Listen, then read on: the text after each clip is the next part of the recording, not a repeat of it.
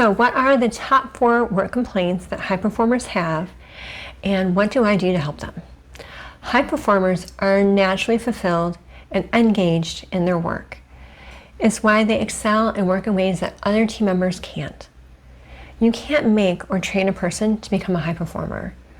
Workers are high performers or they're not. So replacing a high performer is costly to every company.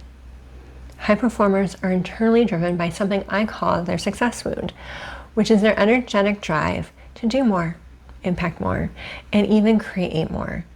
The problem is that the success wound can drive them to their breaking point, which directly impacts their health, their team, and the company. Hi, I'm Lisa.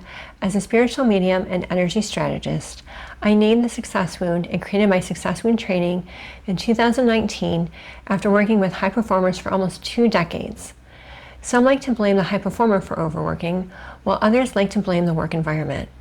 My experience and the polls we've done, they show that it's both. A work environment can definitely encourage and aid a high performer overworking. But if you have a high performer in a company that implements the changes when I work with the teams to create sustainable success and work-life balance, you do create company wellness. When you have company wellness, you create a work environment that is supportive and in tune with the needs of your top talent. Let's dive into the 4 complaints from high performers and what to do about them. Are any of these happening in your company? Complaint number 1. No time and energy in or out of work. This is a problem at first for people outside the company, friends, family, spouses. When I used to offer meditation at 5-star spas, the spouses would complain about the overworking and how it affected them.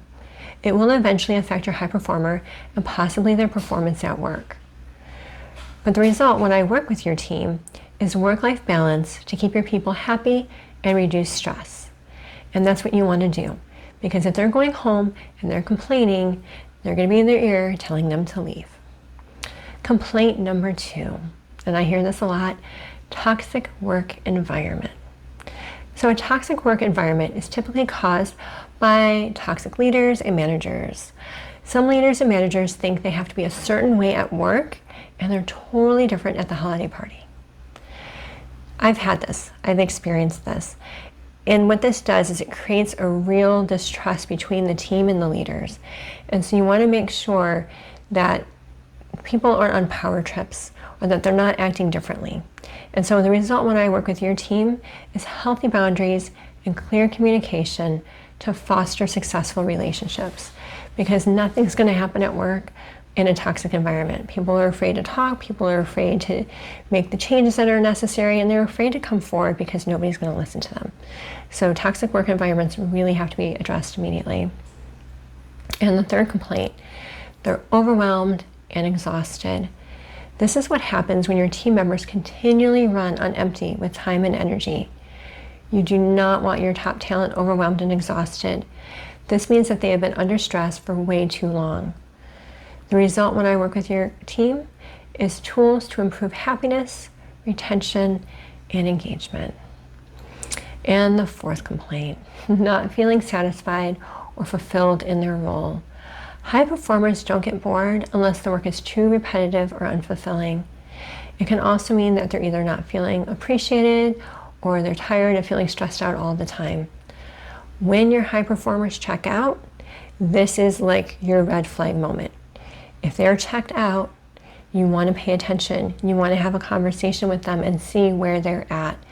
Oftentimes, high performers will express their dissatisfaction or, whatever the problems that they're encountering, but they're often brushed aside. Like, oh, they're saying this, but like they'll get over it. No, if they are checked out, they're looking for another job. You do not want your high performers to be checked out. High performers are naturally fulfilled and engaged in their work. It's why they excel and work in ways that other team members can't. If your high performers are checking out and making mistakes, you need to make sure that they are planning on staying with your company, because they may not want to be there much longer. The result when I work with your team are practices to feel fulfilled, so they are more present, focused, and engaged with the team. And that's a win for everyone. So what are the problem areas in your company? What are you seeing? If you like this video, let me know by liking it, and I invite you to subscribe and hit that notification bell so you know when I have a new video released.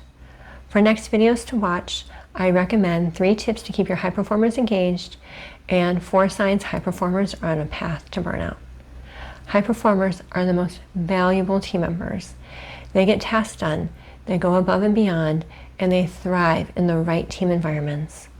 What needs to be done for your high performers?